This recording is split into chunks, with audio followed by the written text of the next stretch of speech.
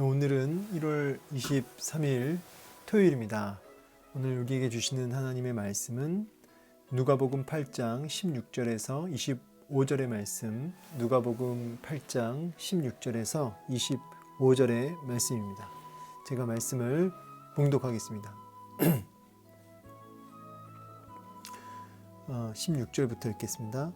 누구든지 등불을 켜서 그릇으로 덮거나 평상 아래에 두지 아니하고 등경 위에 두나니 이는 들어가는 자들로 그 빛을 보게 하려 함이라. 숨은 것이 장차 드러나지 아니할 것이 없고 감춘 것이 장차 알려지고 나타나지 않을 것이 없느니라. 그러므로 너희가 어떻게 들을까 스스로 삼가라. 누구든지 있는 자는 받겠고 없는 자는 그 있는 줄로 아는 것까지도 빼앗기리라 하시니라. 예수의 어머니와 그 동생들이 왔으나 무리로 인하여 가까이 하지 못하니 어떤 이가 알리되 당신의 어머니와 동생들이 당신을 보려고 밖에 서 있나이다. 예수께서 대답하여 이르시되 내 어머니와 내 동생들은 곧 하나님의 말씀을 듣고 행하는 이 사람들이라 하시니라. 하루는 제자들과 함께 배에 오르사 그들에게 이르시되 호수 저편으로 건너가자 하시매 이에 떠나 행선할 때에 예수께서 잠이 드셨더니 마침 광풍이 호수로 내리침에 배에 물이 가득하게 되어 위태한지라. 제자들이 나와 깨워 이르되 주여 주여 우리가 죽겠나이다 한데 예수께서 잠을 깨사 바람과 물결을 꾸짖으시니 이에 그쳐 잔잔하여지더라. 제자들에게 이르시되 너희 믿음이 어디 있느냐 하시니 그들이 두려워하고 놀랍게 여겨 서로 말하되 그가 누구이기에 바람과 물을 명함에 순종하는가 하더라. 아멘. 네, 오늘 말씀을 함께 좀 보겠습니다. 먼저 우리 주님께서는 이제 등불에 대한 이야기를 하시는데 비유를 드시기를 누구든지 등불을 켜서 그릇으로 덮거나 평상 아래에 두지 않는다는 거죠. 왜냐하면 그 빛을 보게 하려고 하기 때문이라는 것이죠. 이렇게 어두운 밤에 손님이 왔는데 어둡지 않습니까? 반드시 그 등불을 이렇게 높이 드러내는 것이죠. 그래서 그 빛을 보고 사람들이 오고 가는 것인데 여기서 말하는 이 등불은 결국은 이제 제자들 그리고 하나님 말씀을 경청하는 정말 말씀에 순종하는 믿음의 성도라고 할 수 있습니다. 그럼 빛은 뭘까요? 빛은 예수 그리스도가 빛이시죠. 요한복음에. 그리고 그분의 말씀 자체가 빛이 되시죠. 빛 대신 예수 그리스도 그리고 그분을 품고 있는 것이 이제 등불이죠. 사람들은 이 등불을 통해서 빛을 경험하게 되고요. 그리고 그 빛을 통해서 그 가는 길이 보이게 되는 거죠. 생명의 길. 그래서 우리 존재 이유, 성도의 존재 이유는 등불입니다. 우리는 이 땅에 등불로서 빛을, 근데 이 등불 자체가 이제 대단한 게 아니라 그 안에 있는 빛이 대단한 거죠. 그 빛을 내 안에서 있는, 내 안에 어떤 자체적으로 나오는 빛이 아니라 예수라는 빛이 드러나는 것이죠. 우리는 통로로서 사용되어지는 것이고요. 그래서 그 빛이 이 등불을 통해서 드러남으로 어둠 속에 있는 자들이 빛을 통해서 생명으로 나오게 되는. 그래서 우리는 성도의 존재 이유는 바로 이렇게 빛을 드러내는 그 삶인 것이죠. 그 등 자체가 대단한 게 아니죠. 아무리 등이 고귀하고 아름다워도 빛이 없어버리면 그 등불은 아무 쓸데가 없는 거죠. 그래서 여러분 그 안에 있는 빛이 중요한 것이죠. 그래서 결국은 우리가 그러면 이 등불로서의 사명을 잘 감당하려면 어떻게 해야 되느냐. 18절에 마치 결론처럼 얘기하시죠. 그러므로 이제 이 결론으로 어떻게 들을까 스스로 삼가라. 우리 앞에 비유 말씀 들으면서 우리가 얘기했지만 뭐 바위밭 그리고 뭐 길가밭 바위밭 그다음에 돌짝밭이 바위밭이죠. 뭐 가시밭 그리고 좋은 밭 이렇게 네 가지 밭 우리 어제 보았습니다. 결국은 어제 말씀과 연결되는 본문이죠. 결국은 하나님의 말씀을 빛 대신 예수 그리스도를 어떻게 들을까? 어떻게 그분의 말씀 앞에 우리가 집중하고 그분의 말씀 앞에 늘 귀 기울일 수 있을까? 제가 이제 뭐 구약 말씀이랑 같이 이렇게 연계해서 본문을 이렇게 연구해 보면 결국은 하나님의 말씀이 끊임없이 들려지고 내면에서 또 우리 심령에서 말씀이 끊임없이 외쳐질 때 비로소 빛 대신 주님이 나를 완전히 장악하고 나를 지배하고 인도하시는 것이죠. 그러나 내가 이 땅의 것에, 이 땅의 소리에 자꾸 우리가 귀를 기울이면 귀 기울일수록 우리는 자꾸 세상의 영향력을 받으며 세속화되는 것이죠. 그래서 무엇을 듣고 사느냐에 따라서 인생이 결정된다 할 수 있습니다. 무엇을 듣느냐, 어떻게 들을까? 특별히 우리가 주의 말씀을 끊임없이 들어야 되는데 어떻게 들을까? 스스로 삼가하라. 어떻게 듣는가에 대해서 오늘 이제 이 이후에 얘기하고 계시는데요. 우리 18절 마저 읽어보면 누구든지 있는 자는 받겠고 없는 자는 그 있는 줄로 아는 것까지도 빼앗기리라. 이게 참 무서운 말씀이죠. 있는 줄 알았는데 사실은 없었던 거죠. 이 사람은 내 안에 믿음이 있는 줄 알았는데 사실은 없었던 거죠. 그래서 하나님 말씀을 듣고는 있는데 아까 뭐 길가밭, 뭐 돌짝밭, 뭐 가시밭처럼 듣고는 있었는데 그 말씀이 전혀 심겨지지 않는, 결실 맺지 못하는, 그러니까 있는 줄 알았지만 사실은 없음으로 인해서 빼앗기는, 그 말씀의 씨앗을 빼앗기는, 열매 맺지 못하는 그런 일들이 벌어지는 거죠. 그래서 어제 말씀하고 연결돼서 결국 핵심은 뭐냐면 어떻게 듣느냐예요. 끊임없이, 여기에 지속성이 들어가죠. 끊임없이 하나님의 말씀을 어떻게 들을까, 여기에 등불로서의 삶을 사느냐 마느냐가 결정되는 거죠. 우리의 존재의 목적, 성도의 존재 이유, 등불로서의 삶. 그거는 여러분 내 안에 있는 어떤 능력과 내 안에 있는 어떤 힘, 내 안에 있는 어떤 선함 이런 걸로 나오는 게 아니라 하나님 말씀을 끊임없이 어떻게 듣느냐에 의해서 그것이 결정되어지는 거죠. 무서운 거는 우리가 착각하며 살아가는 경우가 많다는 거예요. 그래서 내가 진짜인지 아닌지를 끊임없이 확인하기 위해서는 하나님 말씀을 어떻게 듣는지, 사실은 이 태도에 대한 부분이 참 중요한데 하나님 말씀을 끊임없이 지속적으로 어떠한 태도로 받느냐 이 부분이 참 중요하다 하겠습니다. 이 부분에 대해서 좀 더 구체적으로 이제 말씀을 하시는데 예수의 어머니와 동생들이 예수님께로 왔죠. 근데 예수님 주위에 사람들이 많으니까 못 만나질 못하는 거죠. 그래서 어떻게 하나 하고 있는데 그 중에 이제 그 예수님의 그 가족들을 알아본 어떤 사람이 예수님께 이제 보고하는 거죠. 지금 당신 만나려고 밖에 서 있습니다. 당연히 예수님이 나아가실 줄 알았는데 예수님께서 오히려 갑자기 이렇게 말씀하십니다. 21절에 내 어머니와 내 동생들은 곧 하나님의 말씀을 듣고 행하는 이 사람들이라. 듣고 행하는 이 사람들이라.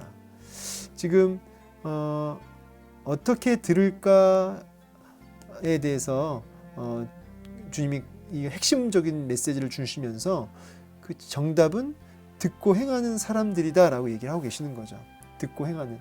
그러니까 하나님의 말씀을 어떻게 듣느냐. 끊임없이 세상 음성이 아니라 하나님의 음성을 끊임없이 들을 필요가 있는데 특별히 그냥 듣고 마는 게 아니라 행하는 사람, 순종하는 자리까지 나아가는 그러한 들음, 그러한 청종함을 지금 주님은 요구하고 계시는 것이죠.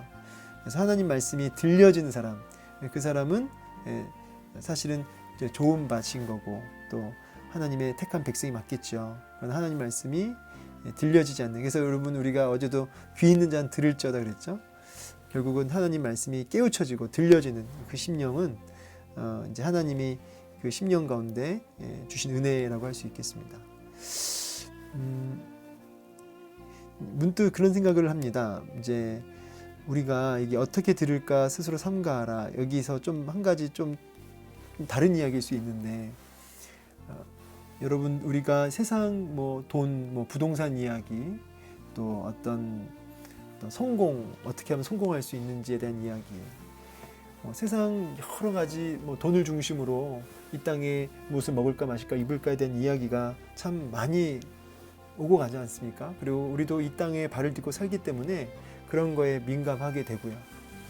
그런데 이제 그런 거에 자꾸 우리의 귀가 노출되면 마음이 가고 또 마음이 가기 때문에 우리의 심령도 이제 빼앗기니까 아무래도 순종의 삶으로 나아가지 못하게 되죠. 끊임없이 갈등하고 그리고 마음이 이렇게 번뇌한다고 할까요? 이게 불교 용어긴 하지만 마음이 막 너무너무 괴롭죠. 반면에 이제 끊임없이 진리의 말씀, 빛 대신 그 주님을 품고 그분의 음성을 끊임없이 들으면 그리고 순종하는 마음으로 말씀을 들으면 어떻게 될까요? 그 관심과 생각이 그 마음이 말씀에 매이고 사로잡히게 되는 것이죠. 여러분 요즘에 어떤 음성을 듣고 사십니까? 무엇이 여러분의 마음과 생각에 막 울리세요? 메시지들이 어떤 거에 여러분 마음이 빼앗겨 계십니까? 이것이 우리의 영적 상태를 확인할 수 있는 중요한 하나의 기점이 시금석이 되겠습니다. 그래서 여러분 우리가 이제 큐티를 지금도 우리가 하고 있지만 결국은 듣고 행하는 이 사람들이라 이 얘기를 통해서 우리가 무슨 생각을 할 수 있냐면 순종하기 위해서 성경을 공부하실 수 있어야 된다는 거죠. 예수님을 더 알아가고 예수님을 더 깊이 교제하기 위함 그리고 이제 궁극적으로는 그분 말씀에 이제 순종하기 위함. 그래서 항상 우리가 큐티를 성경을 공부하든 설교를 듣든 내가 오늘 말씀 앞에 어떻게 순종해야 할까요? 오늘 내가 무엇을 순종해야 할까요? 라는 이런 질문을 끊임없이 던지면서 하나님 앞에 기도하면서 설교를 듣고 또 성경을 공부할 수 있어야겠습니다. 그러한 태도로 듣는 것이 어떻게 들을까 스스로 삼가라의 답이라고 할 수 있겠습니다. 그래서 하나님 내가 오늘도 순종하는 마음 어떻게 무엇을 순종해야 할지 오늘 말씀을 통해 알려주세요. 당장 이렇게 기도를 끊임없이 하면서 설교와 또 성경 공부를 하시는 것이 바로 복이다. 자 그러면서 이제 어떻게 이어지냐면 이제 장면이 또 바뀌어요. 세 번째 장면 22절부터 제자들과 함께 배에 오르셨고요. 이제 호수 그러니까 갈릴리 호수 저편으로 거르사 광인이 있죠. 이 건너편에는 어쨌든 이 호수 저편으로 가자. 거르사 광인을 만나기 위해서 이제 이렇게 얘기를 하시는 건데 그건 이제 다음 시간에 할 얘기니까요. 근데 거기서 예수님이 이제 잠이 드셨어요. 그 이동 중에 배에서 많이 피곤하셨던 걸로 보이죠. 근데 마침 광풍이 호수로 내리침에 저는 이 마침이라는 단어가 참 이 마침이라는 건요 성경에 마침이라는 단어가 많이 나오잖아요. 근데 이거는 우연이라는 의미보다는 철저한 하나님의 계획과 어떤 의도라는 메시지가 더 많이 담겨져 있는 단어라고 보여집니다. 제가 이 마침이라는 단어를 볼 때마다 그것을 확인하게 되는데 여러분 인생에 마침 광풍이 혹시 불지 않았습니까? 근데 그게 우연히 어디 얻어 걸린 그 광풍이 아니고요. 마침 부닥친 광풍임을 여러분 기억하십시오. 때로는 하나님이 그 광풍을 예비하실 때가 있어요. 자, 오늘도 이 광풍 주님이 이 광풍 앞에 어떻게 하시는지 우리 좀 볼 텐데요. 여러분 이걸 기억하십시오. 이 위태위태하지 않습니까? 제자들이 예수님을 막 깨워요. 우리가 죽겠나이다. 주님이 일어나서 바람과 물결을 꾸짖죠. 귀신 쫓아낼 때 쓰는 단어거든요. 그래서 실제로 이 바람이나 이 물결, 바다 이런 걸 다 꾸짖는데 어둠의 권세를 꾸짖습니다. 어떻게 됩니까? 잔잔하게 되죠. 그래서 우리 예수님이 제자들에게 뭐라고 하시냐면 너희 믿음이 어디 있느냐라고 책망하셔요. 여러분 주님이 이렇게 우리 인생에 마침 광풍으로 우리 인생을 이끌어 가실 때가 있는데 위태위태하잖아요. 얘가 여기다 써놨는데 평소에는 믿는 듯 보이나 인생의 위기를 만나면 하나님의 부재를 경험하며 불평한다. 제가 이런 이제 말을 써놨는데 위태할 때죠. 마침 광풍이 불었는데 얼마나 위태롭습니까? 너무 힘든 거죠. 그래서 막 주님께 우리가 죽게 된 걸 안 돌아보시냐고 막 원망과 어떻게 주무실 수 있냐고. 여러분 저는 늘 상상하지만 주님께서 물론 광풍이 부는데 잠을 주무신다. 저는 이게 참 기적 같아 보입니다. 그 배가 막 뒤집히기 직전까지 갔을 텐데 분명히. 근데 주님 거기서 주무시고 계시는 거죠. 너무나 평화롭게. 그게 기적이죠. 근데 주님은 사실은 제자들의 믿음을 보고 싶었던 거죠. 이 광풍 왜 주님께서 허락하셨을까요? 제자들의 믿음을 보고 싶으셨던 거죠. 믿음. 보고 싶으시기도 했고 더 믿음을 든든히 세워주시기 위함도 있었어요. 어떤 믿음이요? 그가 누구이기에 예수님이 누구신지를 제자들로 하여금 더 이렇게 눈이 열리게 하기 위한 그 주님의 어떤 마음, 원하심이 이렇게 느껴지고 본문에서 묵상되어집니다. 여러분 인생에 마침 광풍이 불었습니까? 위태로우십니까? 막막합니까? 우리 주님의 음성, 너희 믿음이 어디 있느냐라고 오히려 주님 묻고 계셔요. 주무시는 듯 마치 안 계시는 듯 보이지만 여러분 주님이 여전히 함께 계시잖아요. 확인해 볼까요? 함께 배에 오르사. 여러분 이게 중요한 겁니다. 함께 배에 오르셨어요. 여러분 인생에 우리 주님이 함께 배에 올라 주셨어요. 그리고 건너가자라고 주님이 말씀하셨어요. 그래서 간 거예요. 여기까지 왔어요. 근데 지금 함께하고 계시는데 주님이 역사하지 않은 것 같아요. 주무시는 것 같아요. 마침 또 광풍이 불었는데 그 주님은 계속 조용히 계세요. 난 위태로운데. 그때 막 깨우죠. 저는 이게 잘한 거라 생각합니다. 제자들이 깨운 거. 근데 깨운 거는 믿음이에요. 분명히. 근데 뭐가 믿음이 없었던 거냐면 이제 저는 두 가지를 생각하는데 첫 번째는 광풍이 불어 임했을 때 위태로울 때 저는 그 주님부터 먼저 깨워야 되지 않았을까. 그러니까 제자들이 이제 여기 성경 다 안 나오지만 자세히는 어부 출신이고 잔뼈가 굵으니까 아마 본인들이 해볼 만큼 해봤을 겁니다. 분명히 또 다른 복음서랑 견주어 봤을 때. 근데 여러분 뭐 내가 할 바를 하지 말라는 게 아니고 가장 먼저 문제가 생기면 어디로 가셔야 돼요? 주님께로 나아가 그 문제를 가지고 쏟아내야죠. 주님을 먼저 깨워야죠. 그리고 그 주님 의지한 채, 그 주님 신뢰한 채 담대하게 최선을 다해서 그렇게 주신 은혜를 따라서 감당해야겠죠. 내가 할 수 있는 일들을 해야겠죠. 근데 우리는 가끔씩 내가 할 수 있는 막 머리를 굴려가며 내 노하우와 내 실력을 발휘해가며 그 광풍을 막 이겨내려고 그래요.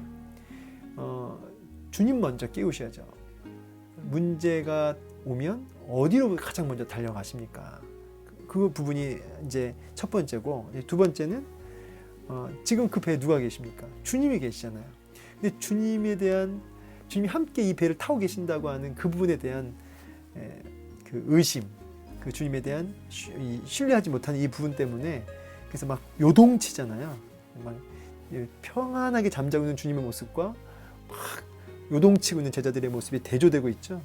막 불안해하고 그 부분이 이제 주님이 책망하고 있는 포인트라고 할 수 있겠습니다. 말씀을 이제 마무리하려고 합니다. 저는 오늘 말씀에서 뭐가 제일 은혜로우냐라고 한다면 저는 여기 함께 배에 오르사 이 단어예요. 함께 배에 오르사. 우리 인생의 배에 함께 올라타셨다는 거죠. 그리고 주님과 함께 건너가고 있는 거예요. 근데 뭐예요? 마침 광풍이 불어 임한 거죠. 그때 주님의 음성, 너희 믿음이 어디 있느냐. 여러분 질문합니다. 여러분 믿음이 어디 있습니까? 여러분의 믿음이 어디 있습니까? 우리 예수님이 여러분 인생의 배에 함께 타고 계신 걸 정말 믿으신다면 그 주님을 깨우시고 가장 먼저 깨우시고 그리고 그 주님 신뢰하고 요동치지 않고 끝까지 믿음으로 그 주님 신뢰함으로 우리도 평강으로 나아갈 수 있길 소망합니다. 근데 이제 이게 실제적인 문제, 내 인생 실제적으로 당장 맞닥뜨려진 문제 앞에 제자들의 모습이 저는 사실은 이해가 너무너무 되거든요. 근데 우리 주님께서 우리의 연약한 우리의 이런 모습을 보시면서 너 믿음이 어디 있느냐라고 묻는다는 거예요. 이 질문 앞에 우리도 다 섰으면 좋겠습니다. 어떻게 해야 될까요? 이 말씀 기억하면서 어떻게 들을까 스스로 삼가하라. 오늘도 이 주님 말씀을 어떻게 들으셨습니까? 오늘 이 말씀을 듣고 행하는 사람 되셔서 하나님이 주신 놀라운 은혜와 복을 또 평강을 잔잔케 하시는 하나님의 역사를 경험하실 수 있는 저와 여러분 되기를 축원합니다. 축복합니다.